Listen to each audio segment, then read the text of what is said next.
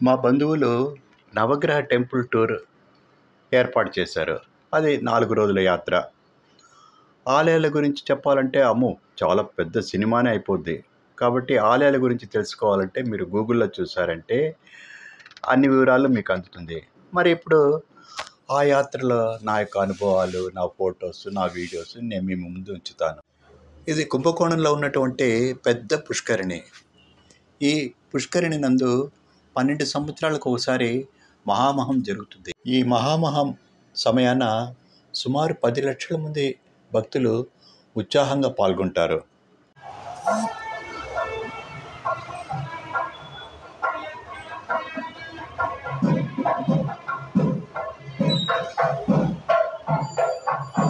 ఒక గుడి ప్రాంగణంలో ఎవరో కొబ్బరి ఉన్న సగం చిప్పను అక్కడ వేసి వెళ్ళారు. ఆ తర్వాత 2 పక్షులు వచ్చి ఆ కొబ్బరికాయను ముక్కుతో పొడుస్తూ తింటున్న దృశ్యం నేను చూశాను. అంతలో ఎవరో రావడంతో ఎగిరిపోయింది. సరే, అది చాలా కష్టపడుతూ ముక్కుతో పొడుస్తూ తింటుంది కదా, సాయం చేద్దాం అనుకుని నేను వెళ్ళి ఆ కొబ్బరి చిప్పలో ఉన్నటువంటి కొబ్బరి రాతితో కొట్టి తీసి ముక్కలు ముక్కలుగా వేసి అక్కడ ఉంచి పక్షుల కోసం ఎదురు చూడసాగాను.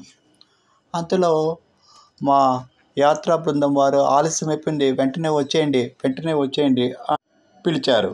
ఆ పక్షులు మరలా వచ్చి తింటుందన్న పాజిటివ్ థింకింగ్తో నేను వెళ్ళిపోయాను.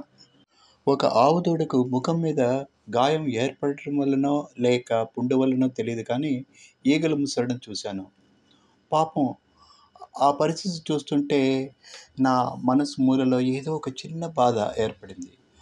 అదే సమయాన ఒక వ్యక్తి వచ్చి, పెద్దాయనా, దీన్ని పశువుల వైద్యుడి దగ్గరికి తీసుకెళ్ళాలి, కాస్త జరుగు అన్నారు. నిజంగా ఆ మాటలు వింటుంటే నా మనసులో ఏర్పడిన బాధ ఒక్కసారిగా తొలగిపోయింది. ఈ స్థలంలో ఫొటోస్ తీయవచ్చు అని చెప్పారు. అందుకే నేను ఒక 3 ఫోటోలకు పోజ్ ఇచ్చాను.